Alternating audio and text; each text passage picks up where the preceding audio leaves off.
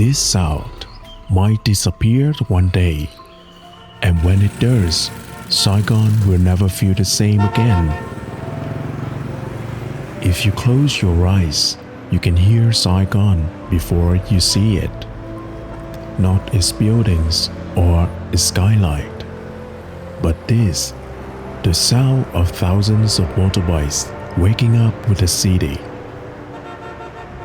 This sound moves through every alley, every street, every part of daily life. For generations, this has been the soundtrack of Saigon. It is the sound of a father taking his child to school, and the echo of engines from a repair shop at a corner, and another bike carrying flowers across the city.